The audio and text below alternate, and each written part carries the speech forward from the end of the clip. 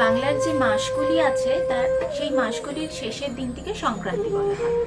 তো বছরের হিসেব মেনে 12টি সংক্রান্তি আসে।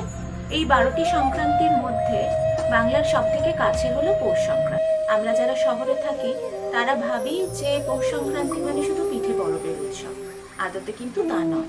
প্রাচীনকালে যে কৌম সমাজ ছিল, যে কৃষিভিত্তিক সমাজ ছিল, সেখানকার মূল ফসল ছিল ধান। তো এই ধানকে ঘরে তোলার উৎসবই হলো পৌষ সংক্রান্তি। সেই কৃষিভিত্তিক সমাজে ধানই ছিল মানুষের অর্থনীতির একমাত্র পরিচয়। তাই ধানকে ঘিরে আমাদের যত লোক সংস্কৃতি, আমাদের যত আশা আকাঙ্ক্ষা, আমাদের যত আচার, আমাদের যত নিয়ম, সব এই ধানকে ঘিরে। এমনকি যদি যজুর্বেদে দেখা যায়, সেখানেও দেখা যাবে ধানের মাহাত্ম্য, ধানের গুরুত্বকে কেন্দ্র করে প্রায় 200টি সূক্ত আছে। তার মধ্যে একটি সূক্ত যেটি আমার ভীষণ প্রিয়, তুমি ধান্য প্রাণকে ধারণ করো, দেবতা ও প্রাণীকুলের অগ্নিকে প্রীত করে তুমি জীবনদায়ী শ্বাসকে রক্ষা করো, তাই আয়ুও তুমি।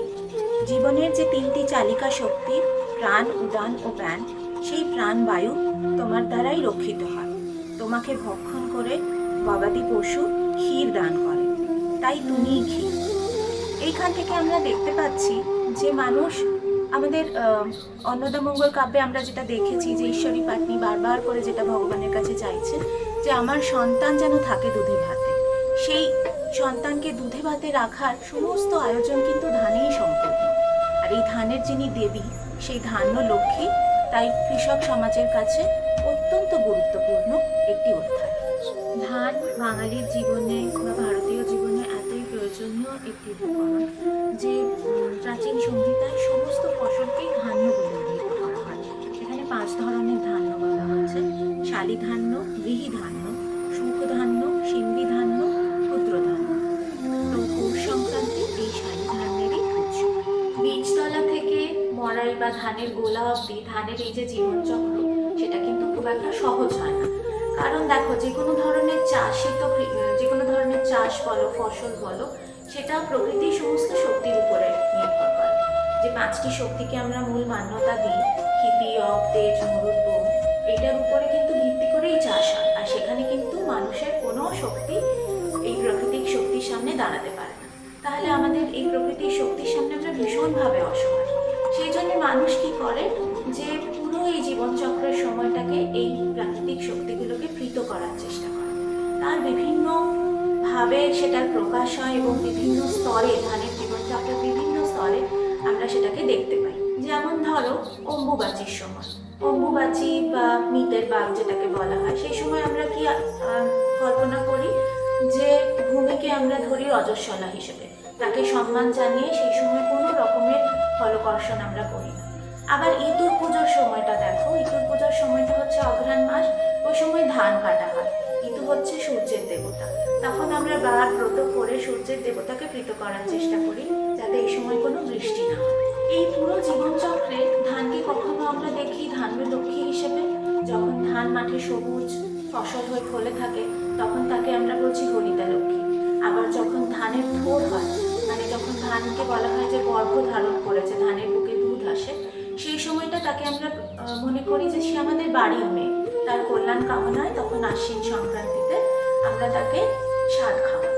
আবার দীপান্বিতা লক্ষ্মী পুজোতে যে লক্ষ্মী পুজো করে অলক্ষ্মীকে বিদায় করা হয়, সেখানে মনে করা হয় এই অলক্ষ্মী হচ্ছেন একজন আর্যেতর দেবী এবং কৃষকেরা বিশ্বাস করেন সেটা হচ্ছে উড়ি ধান।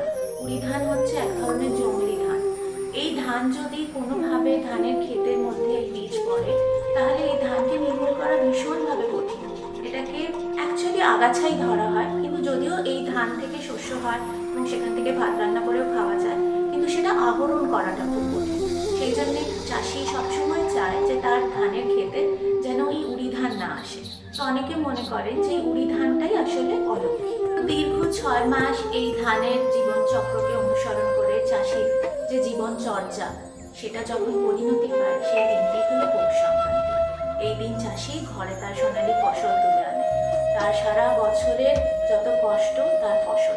আর এই ফসল সে ভাগ করে নিতে চায় শুধু তার পাড়া প্রতিবেশী আত্মীয় পরিজন না, তার পূর্বপুরুষ যার রক্ত সে নিজের শরীরে বহন করে তাদের সঙ্গে, সমস্ত কীট পতঙ্গ, মনুষ্যতারও যত জীব আছে তাদের সকলের সঙ্গে। পৌষ সংক্রান্তির এই এই যে উৎসবটা এটা আসলে 3 দিন ধরে হয়। পৌষ সংক্রান্তি যেমন বললাম মাসের শেষ দিন, তো এই শেষ দিনের আগের দিন রাত্রিবেলায় হয় হচ্ছে গোবর আলপনা। এবার আলপনা যে কথাটা এটা এসেছে সংস্কৃত শব্দ আলিম্পন থেকে। আলিম্পন মানে কি? আলিম্পন মানে হচ্ছে দেবতার স্থানকে লেপন করে পরিষ্কার করা। তো চাষিবাসী মানুষের কাছে তার দেবতার স্থান হচ্ছে তার ধানের মড়াই বা গোলা। তো সংক্রান্তির আগের রাতে আবার এটাও বলা, মানে এর সাথে না অনেক রকমের আচার আছে আর কি, স্ত্রী আচার আছে, মানুষের বিশ্বাস জড়িয়ে আছে, যেগুলো হয়তো আমরা শহরে বসে অতটা বুঝবো না, কিন্তু চাষা যার সমস্ত জীবনটা এর উপরে নির্ভর করে থাকে তার কাছে এগুলো অমান্য করার কোনো জায়গা থাকে না। তো মেয়েরা কি করে, রাতের বেলাতে একবার জায়গাটাকে লেপন করে ঘুমিয়ে পড়ে। এক ঘুম দিয়ে ভোর রাতে সূর্য ওঠার আগে তারা কি করে, ওইখানে এবার আলপনা দেয়। আলপনাটা অবশ্যই চালের গুঁড়ি দিয়ে দেওয়া হয়। আলপনার মূল থাকে একটি হাতি। হাতি যদি দেখো বাংলার ইতিহাসে তুমি দেখবে বা বাংলার সংস্কৃতিতে তুমি দেখবে, হাতি হচ্ছে সমৃদ্ধির প্রতীক। তো হাতি থাকে, হাতির ওপরের দিকে থাকে পুষণা আর পুষণী। মানে এই পুষণা পুষণী আসলে নারায়ণ আর লক্ষ্মী, কিন্তু যেহেতু পৌষ মাসের লক্ষ্মী পুজোটা, সেই জন্যে এদের নাম পুষণা পুষণী।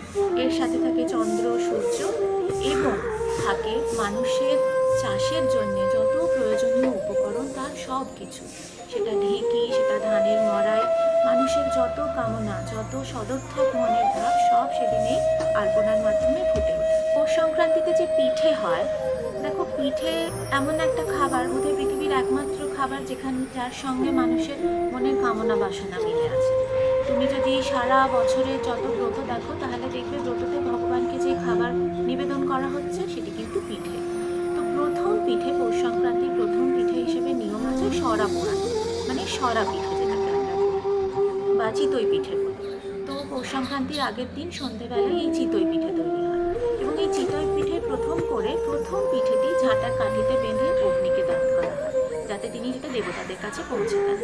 তারপরের যে 4টি পিঠে হয় সেগুলিকে রেখে আসা হয় বাড়ির পিছনের দিকে কোনো জঙ্গলে বা ওরম কোনো জায়গায়, যেখানে এসে শেয়াল বা কুকুরে এসে এইটা খেতে পারে।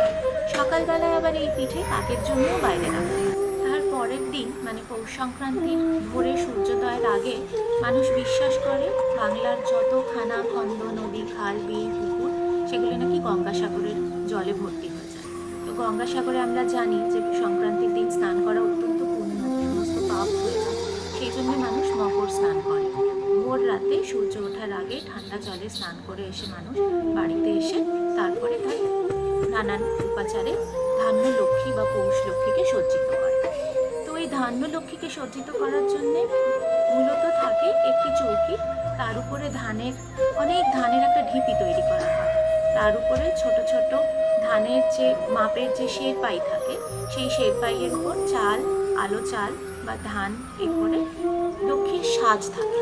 এগুলো মূলত ডোকরার বিভিন্ন রকমের জিনিসপত্র তৈরি হয়, যেমন ছোট ছোট ধরো লক্ষ্মীর প্যাঁচা, পায়রা, মাছ, এই ধরনের বিভিন্ন রকমের লক্ষ্মীর সাজ থাকে। সেই লক্ষ্মীর সাজ দিয়ে পূর্ণ করে কিন্তু ঠাকুরমশাই এসে এখানে পুজো করে। এছাড়া দেখো, যেমন বললাম যেটা একটা কৃতজ্ঞতা স্বীকারের একটা অনুষ্ঠান, সেখানে চাষা কি করে, তার যত রাখাল থাকে, তার গরু বাছুরের যারা দেখাশোনা করে বা মাঠে যে সমস্ত লোকেরা তাদের কাজে সাহায্য করে, শ্রম দান করে, সেই বাগাল, মুনিশ, এদের সবাইকে সেই দিন ডেকে পিঠে খাওয়া।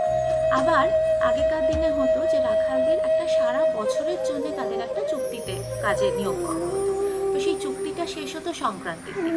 তো ওরা এই সংক্রান্তির আগের রাতে বলে সোনা রায়ের ভিখ মাগার গান, গান গেয়ে গিয়ে প্রত্যেকের বাড়ি বাড়ি গিয়ে তারা ভিক্ষে চাইতো। ভিক্ষেতে কী চাইতো? ধান, চাল বা মরশুমে যে সবজি থাকে সেটা। সেইগুলি নিয়ে তারা আবার ওই দিন সন্ধ্যেবেলায় একটা চড়ুইভাতির অনুষ্ঠান। পৌষ সংক্রান্তির দিনে সারা বাড়ি পরিষ্কার করে, যেরকম বললাম, আলপনা দেওয়া হয়, লেপন করা হয়, এবং সারগাদা বা আস্তা কুণ্ড যেখানে গরুর গোবর ফেলা হয়, কারণ গোবর তো এককালে, এখন তো আমাদের নানান রকমের ফার্টিলাইজার হয়েছে, কিন্তু এককালে জৈব সার হিসেবে তো শুধু গোবরটাই হতো। এই সারগাদাকেও পরিষ্কার করে সেখানেও প্রদীপ দিয়ে পুজো করা হয়, ধানের খেতে গিয়ে পুজো করা হয়, এবং বাড়ির পুজো তো আছে। পুজোর পরে সব থেকে মজার একটা অনুষ্ঠান হয়, সেটা হচ্ছে গরু বাছুরদের কে স্নান করানো হয়। স্নান করিয়ে তাদের শিঙে খুঁড়ে তেল মাখিয়ে তাদের গলায় মালা পরানো হয়, তাদেরকে পান আর পিঠে খাওয়ানো হয়, কপালে সিঁদুরের ফোঁটা দেওয়া হয়। এই অনুষ্ঠানে অ্যাকচুয়ালি চাষি কাউকেই বাদ রাখতে চায় না। এমনকি ধানের ক্ষেতে যখন ধান কাটা হয় তখন এক আঁটি ধান ওরা রেখে আসে।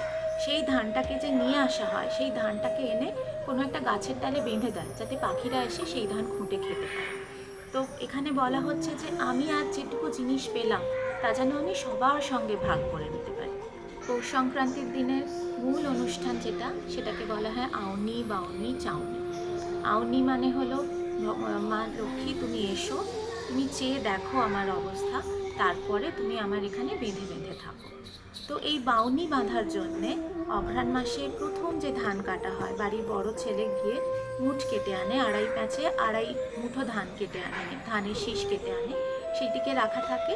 সেইটি দিয়ে ছোট ছোট বেড়ি বেঁধে বাড়ির যত ধরো তোমার পছন্দের জিনিস বা তোমার কামনার জিনিস, যেমন সিন্দুক, তোমার ধানের গোলা, তোমার রান্নাঘর, তোমার বাক্স, প্যাঁটরা, আলমারি, সব জায়গায় ওটিকে বেঁধে দেওয়া হয়। আবার দেখো এই সময়টায় আমরা যেটুকু পুজো করি সবটুকুই আমাদের আশেপাশে যা আছে সেটুকু দিয়ে ভগবানকে আমরা নৈবেদ্য রূপে দিচ্ছি মূলো, শিম, আলো চাল, মটর ডাল।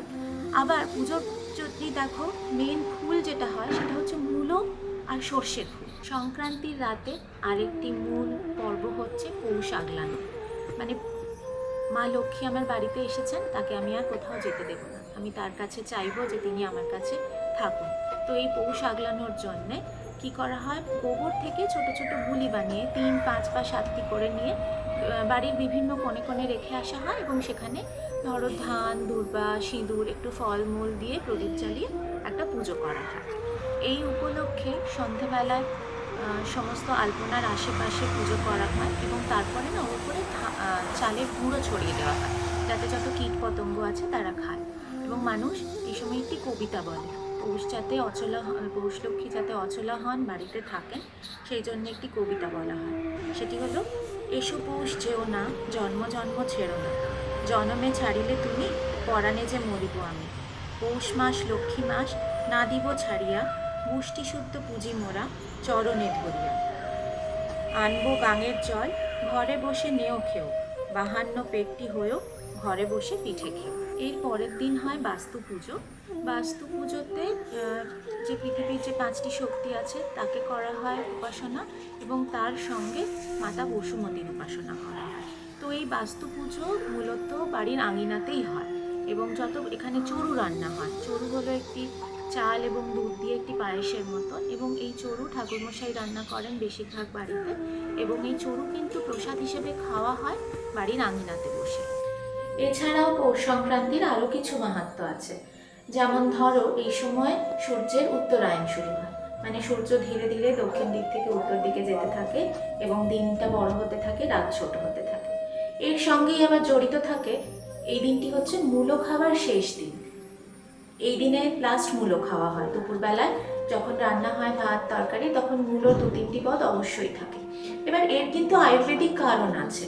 দিন যখন বড় হতে শুরু করে তখন কি হয়, মূলোর যে রস সেটা ঘন হতে শুরু করে, যেটা আমাদের শরীরের পক্ষে খুব একটা ভালো নয়। তো এই জন্যে এই সময়টা আচার করে বলা হয় যে এই সময়টাই হচ্ছে মূলো খাবার শেষ দিন। এছাড়া ছোট মকর বা টুসু ভাসান হয় পৌষ সংক্রান্তির দিনে। টুসু একটা কৃষক সমাজের সমৃদ্ধি বা বিভিন্ন ধরনের কামনা বাসনা, কুমারী মেয়েদের মনের অনেক বাসনার একটা ব্রত।